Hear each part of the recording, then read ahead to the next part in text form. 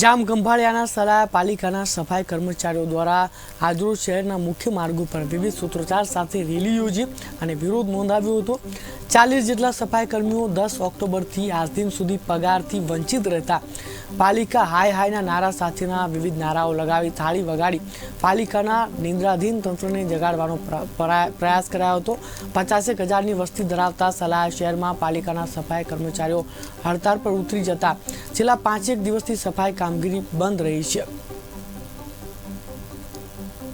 આ કામ બંધ કર્યું છે। સફાઈ તમામ સફાઈ કામદારોએ કામગીરી બંધ કરી દીધી છે અને આજે અમારી રેલી નીકળી।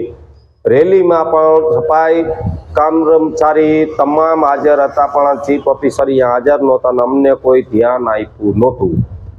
અને એ પછીનું કોઈ બી અમે રજૂઆત મૌખિક કરી, લેખિત કરી, છતાંય ચીફ ઓફિસર કોઈ આમાં ધ્યાન અમારે દેતું નથી।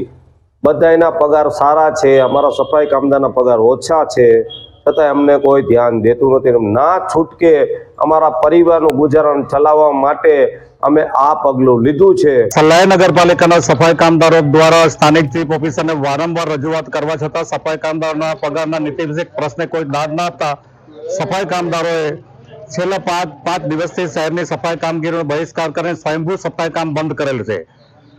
સલાયા નગરપાલિકામાં હાલમાં ઠેર ઠેર કચરાના ઢગલા જોવા મળી રહ્યા છે અને કોઈ પ્રજાના જાહેર આરોગ્ય અને સુખાકારીનો પ્રશ્ન ઉપસ્થિત થયેલ છે, ગામ છોડીને ચાલ્યા જશે।